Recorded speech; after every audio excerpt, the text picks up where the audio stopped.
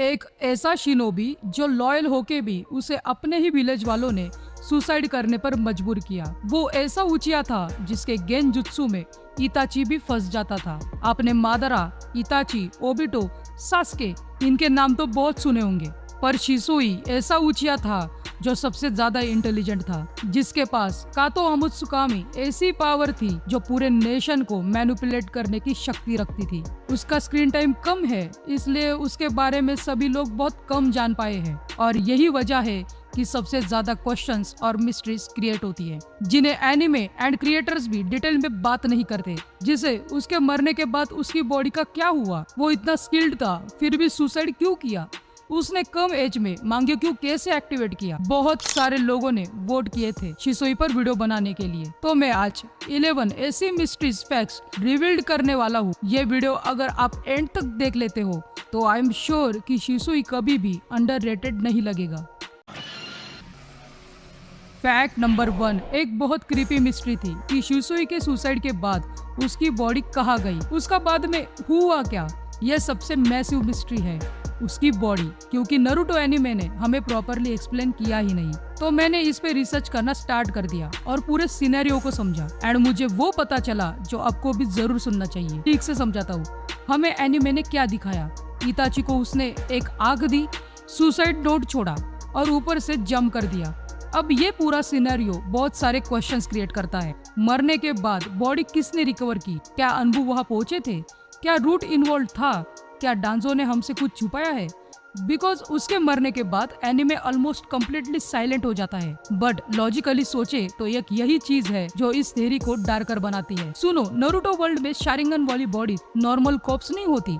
Exactly यही reason था जिससे फैंस सस्पेशियस हो गए कि बॉडी का क्या किया इन लोगों ने।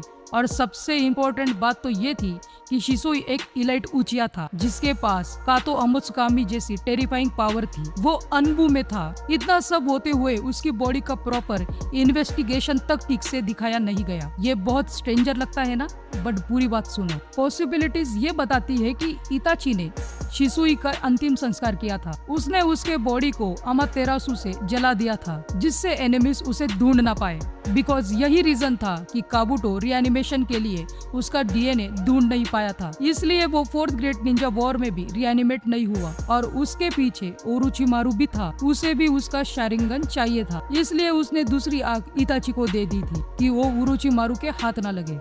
एंड दूसरी इम्पोर्टेंट ये बात थी, अगर इताची ने उसका अंतिम संस्कार किया भी ना हो तो उसके हिसाब से कोनोहा ने और उनके एल्डर्स ने, 3rd होकागे ने और डांजो ने मिलकर ये इंफॉर्मेशन हिडन रखी थी। एंड उन्होंने इताची को भी ऑर्डर दिए थे कि कुछ नहीं बताने के लिए, इसलिए इताची भी कुछ नहीं बताता। एंड वो बोलता है कि मैंने नहीं मारा शिसुई को। एंड उचियास का डाउट भी इताची पर ही था। अब तुम लोग बोलोगे कि कोनोहा ने ऐसा क्यों किया, बिकॉज अगर उसकी बॉडी ओपनली रिकवर हो जाती तो पूरे सिस्टम पर बहुत सारे सवाल उठते एंड उचिया भी कोनोहा के अगेंस्ट बहुत डेंजरस फैसला लेते और वर्ल्ड वॉर तो ऐसे ही हो जाता। इसलिए उन्होंने ये बात वही की वही दबा दी और ये मिस्ट्री को मिस्ट्री ही रहने दिया। फैक्ट नंबर 2, शिसुई ही ऐसा ओनली वन शिनोबी है जिसकी डेथ सभी नारुतो फैंस को डिस्टर्ब करती है। और सुसाइड भी सिंपल नहीं लगता because he is so young for this. But असली डार्क सीक्रेट तो यही से शुरू होता है। जरा सोचो, एक निंजा जो इतना जीनियस है, जिससे सब एनिमी डरते हैं, इतना ओवर हाइप्ड होने के बाद भी बिना लड़े नदी में कूद के मर कैसे गया। अब इसमें बहुत सी आदि थेरीज है, पूरी मैं बताता हूँ। आज भी कुछ नॉवेल्स हिडन डिटेल्स हिंट देते हुए दिखते हैं कि डांजो ने उसे मेंटली टॉर्चर करके पूरी तरीके से तोड़ दिया था। उस पे कंटिन्यूअसली प्रेशर क्रिएट किया गया। उसका उचिया क्लैन पर का विश्वास कम करा रहा था। कोनोहा उसे वेपन बनाना चाहती थी, बट डांजो को तो उसे खत्म करना था। एंड यूजुअली उचिया हेट्रेड चूज करते हैं, बट शिसुई को देखो, डांजो ने उसके अच्छाई का फायदा लिया। और शर्मनाक बात तो ये थी कि डांजो फिर भी रुका नहीं। डांजो का अबुरामे क्लैन से कनेक्शन था। उसने शिसुई पर पॉइजनस इंसेक्ट्स और पैरालिसिस टेक्निक्स यूज की थी और उसे इनडायरेक्टली वीक किया गया ताकि वो वहाँ से एस्केप ना कर सके। और ऐसा डर्टी गेम खेल के उसकी आई छीन ली गई। इस पर एक सवाल आता है कि फिर भी उसके पास एक आंख थी तो उसने सुसाइड क्यों करा। शिसुई वाज अ जीनियस। उसे पता था अगर मैं जिंदा रहा तो सिविल वॉर होगा जो वो और इताची दोनों भी नहीं चाहते थे। इसलिए दूसरी आंख इताची को दी, जिसे वो छोटा भाई मानता था। एक्चुअली रियल वर्ल्ड में भी कुछ भी फर्क नहीं है, पॉलिटिक्स बस दिखने में अच्छा लगता है, but in reality innocent he sacrifice होते हैं और इनका बलिदान सीक्रेट ही रह जाता है। शिसुई के बारे में जब मैं पढ़ रहा था ना, मेरी जो थोड़ी रिस्पेक्ट थी और बढ़ गई, इसलिए ये वीडियो मेरे लिए स्पेशल है। फैक्ट नंबर 3, शिसुई जिसने इतने यंग एज में ही वो पावर हासिल की थी जो बहुत से उचिया भी अपने पूरे लाइफ में नहीं कर पाते, मांगेक्यू शारिंगन। हाँ, सबसे शॉकिंग बात तो ये थी कि सास्के 16, ओबिटो 14, इताची 13, मादारा 12, शिसुई ने बस अपनी 7 इयर्स की एज में ही मांगेक्यू अवेक कर लिया था। एंड सबसे चौंकाने वाली बात तो ये थी कि मैंने जितने भी उचियास के नाम लिए, उनकी पावर्स ट्रेजेडी के बाद ग्रो हुई थी, लेकिन शिसुई ऑलरेडी यंग एज में ही ईडन लिप का इलाइट शिनोबी बन चुका था। उसका गेंजुत्सु सबसे डेंजरस एबिलिटी थी। बेसिकली उसके पास वो पावर्स थी जो वॉर शुरू होने से पहले ही खत्म कर सकती थी। फैक्ट नंबर 4, अब आते हैं सीरियस टॉपिक पे। अगर कातो अमात्सुकामी इतना ही ओवर पावर था तो ओबिटो जैसे मास्टरमाइंड ने उस पावर के पीछे जाना ट्राई क्यों नहीं किया? हॉनेस्टली ये नारुतो वर्ल्ड की सबसे अंडररेटेड मिस्ट्रीज में से एक है, बिकॉज ओबिटो कोई नॉर्मल विलन नहीं था। वो नागाटो को भी मैनिपुलेट कर रहा था, कुरामा को भी कंट्रोल कर चुका था, फोर्थ ग्रेट निंजा वॉर भी प्लान कर रहा था, और शिसुई की कातो अमात्सुकामी माइंड को कंट्रोल करने वाली एबिलिटी जो ओबिटो के लिए सोने से कम नहीं थी। बट इंटरेस्टिंग बात तो ये है, सुनो, कि ओबिटो शिसुई की डेंजर लेवल समझता था, क्योंकि थ्रेट उसको भी था, क्योंकि शिसुई ओबिटो को पूरा प्लान डिस्ट्रॉय कर सकता था। एंड ओबिटो को भी ये पता था कि डांजो इसमें इन्वॉल्व है, एंड अगर वो बीच में पड़ता तो उसकी आइडेंटिटी रिवील हो जाती। एंड एक आई इताची और एक आई डांजो के पास है, ये भी उसको पता था। एंड अगर ओबिटो मैनिपुलेट हो जाता तो वॉर ही नहीं होता, इतने लेजेंड्स भी नहीं मरते, और शिसुई भी विलेज के लिए हीरो बन जाता, और पूरे नारुतो सीरीज का डायरेक्शन ही चेंज हो जाता। फैक्ट नंबर 5, नारुतो मांगा में अर्ली पार्ट्स में शिसुई का नाम ऑलमोस्ट एग्जिस्ट ही नहीं करता, जैसे उसकी कोई जरूरत ही नहीं है। एक्चुअली स्टार्टिंग स्टोरी में शिसुई प्लान कैरेक्टर नहीं था, एंड उसका इताची के पास्ट में भी मेजर रोल नहीं है। बस इतना पता होता है कि शिसुई इताची का दोस्त था जो मर गया, और उसकी डेथ की वजह से उसका मांगेक्यू एक्टिवेट हुआ, और वो सास्के को भी यही बोलता है कि मैंने शिसुई को मारा है। बट स्टोरी तब डार्क होती है कि शिसुई एकदम से मोस्ट इम्पोर्टेंट कैरेक्टर बन गया। Why? Because किशिमोटो सेंसे को इताची की ट्रेजेडी और इमोशनल बनानी थी। सिर्फ इताची killed his own clan story enough नहीं थी, एंड उन्हें ऐसा कैरेक्टर चाहिए था जो इताची का काइंड नेचर दिखाए, जिससे डांजो एविल शो हो जाए और इताची को भी और पेन में ढकेल दे। शिसुई को इम्पोर्टेंस लेट मिली, इसलिए उसका स्क्रीन टाइम थोड़ा सा था, और शायद यही रीजन इनफ है। फैक्ट नंबर 6, ये नारुतो फैंडम का सबसे डेंजरस उचिया थेरीज में से एक है, क्योंकि हम ऑलरेडी जानते हैं कि शारिंगन यूजर्स टेल बीस्ट को कंट्रोल कर सकते हैं। मादरा और ओबिटो इन दोनों ने कुरामा को कंट्रोल किया है, लेकिन जैसे ही शिसुई की बात आती है तब थेरी थोड़ी स्केरी हो जाती है, बिकॉज उसके पास कोई नॉर्मल मांगेक्यू नहीं था, उसके पास था कातो अमात्सुकामी। सोचो, अगर शिसुई ह्यूमंस का माइंड साइलेंटली मैनिपुलेट कर सकता था तो उसके लिए कुरामा एंड अदर टेल बीस्ट क्या थे? बट हॉनेस्टली पॉसिबिलिटीज को कम्प्लीटली डिनाई करना डिफिकल्ट है, क्योंकि टेल बीस्ट हर बार गेंजुत्सु के अगेंस्ट वैल्यूनरेबल दिखाए गए हैं, और शिसुई का मांगेक्यू पूरे नारुतो वर्ल्ड का स्ट्रॉन्गेस्ट गेंजुत्सु में काउंट होता है। यही रीजन था कि डांजो भी उसे थ्रेट समझता था। उसे लगता था कि ये सबको मैनिपुलेट कर सकता है, वो पूरे विलेज को भी कंट्रोल कर सकता है, जबकि शिसुई के ऐसे कुछ भी इंटेंशंस नहीं थे।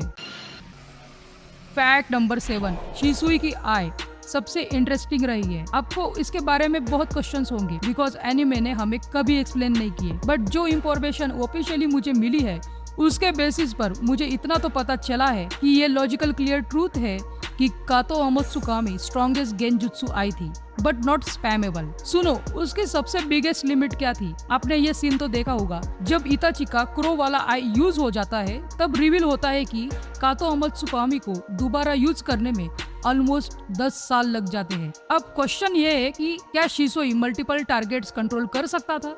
डायरेक्ट कैनन प्रूफ नहीं देता, लेकिन जितना दिखाया गया है उसके अकॉर्डिंग कातो अमात्सुकामी प्रिसीजन बेस्ड गेंजुत्सु था, मास कंट्रोल एबिलिटी नहीं। बट रेंज क्या थी एनिमे ने ये भी नहीं बताया। बट डांजो और इताची दोनों मीडियम रेंज में ही आई यूज करते थे। एंड मोस्ट इम्पोर्टेंट सवाल, can it control Kage level ninja? Logically yes, potentially, because Danzo ने किया था 5 कागे समिट में, बस उसके पास हाशिरामा सेल्स थी। वैसे शिसोई के पास नहीं थी, फिर भी वो कर सकता था, इसलिए डांजो उसे थ्रेट समझता था। फैक्ट नंबर 8, मैं हर वीडियो में आयरनी बताता हूँ, बट इस टाइम आयरनी थोड़ी धोखे से भरी हुई है। कैसे, मैं बताता हूँ। उसके पास नारुतो वर्ल्ड का सबसे पीसफुल एंड डेंजरस गेंजुत्सु था, लेकिन उसकी लाइफ का एंड सबसे ट्रेजिक निकला। सोचो, एक उचिया जिसके पास ऐसी पावर्स थी जो वॉर को बिना ब्लड शेड के रोक सकती थी। कातो अमात्सुकामी ये एबिलिटी सबको पीस की तरफ ले जा सकती थी। एंड आई स्वेयर शिसुई कभी भी रिवेंज नहीं चाहता था, लेकिन आयरनी देखो, विलेज के लिए जान देने को रेडी था, उसे विलेज ने उसे तबाह कर दिया। एंड जो लड़का पीस चाहता था वो बस सैक्रिफाइस की स्टोरी बन के रह गया।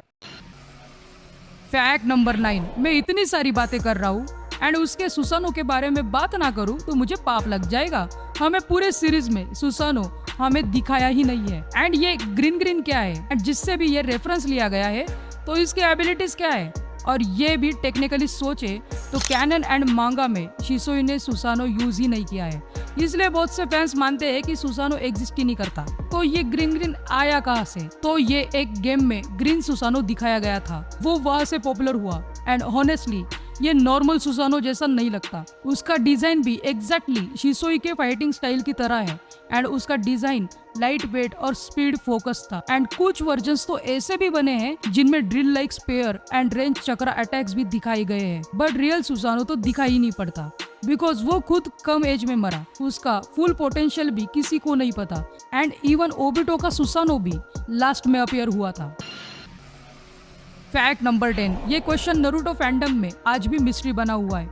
ऑनेस्टली मैं भी पूछना चाहता हूँ कि शिसोई के पास वो सब था जो एक लेजेंडरी कैरेक्टर के पास होता है, intense speed, Mangekyo, genjutsu and body flicker master का टाइटल। फिर भी जब ग्रेटेस्ट उचिया की बात आती है तब मादरा, इताची, ओबिटो, सास्के, फुगाकू, तो यही लोग क्यों याद आते हैं? एंड मैं बताऊँ तो इसका रीजन स्क्रीन टाइम भी नहीं है, बिकॉज ये किशिमोटो सेंसे ने इंटेंशनली किया था। जरा सोचो, जिसकी इताची भी रिस्पेक्ट करता था तो उसे एक फुल फाइट तक नहीं दी गई, क्योंकि अगर फैंस शिसोई के रियल पावर्स देख लेते तो शायद नारुतो के बहुत से लेजेंड्स वीक लगने लगते।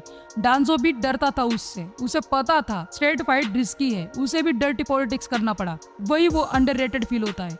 उसकी स्टोरी कभी कंप्लीट होने ही नहीं दी, बस एक tragic ending and hidden statement. शायद इसी रीजन से लोग आज भी उसे याद करते हैं, जिसने बिना फाइट्स के इतना प्रभाव डाल दिया।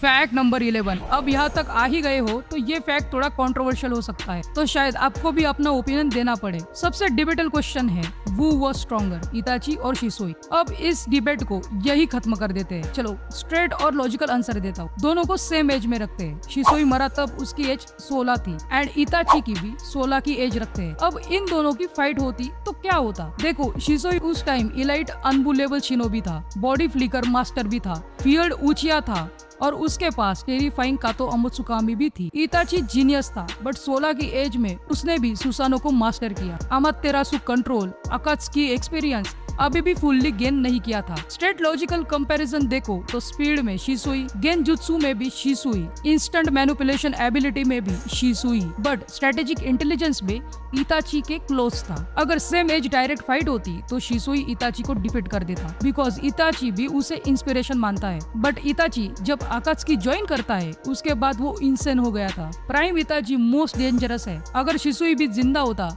तो वो और भी इंसेन हो जाता। बट लॉजिकली आपका ओपिनियन ज्यादा मैटर करता है, तो कमेंट करके जरूर बताओ। एंड हाशिरामा की डेथ कैसी हुई थी नहीं पता ना, तो सामने वीडियो है, देख लेना। इंस्टाग्राम की लिंक डिस्क्रिप्शन में है, प्लीज फॉलो कर लेना। मैं हाशिरामा की वीडियो में मिलता हूँ। Bye bye.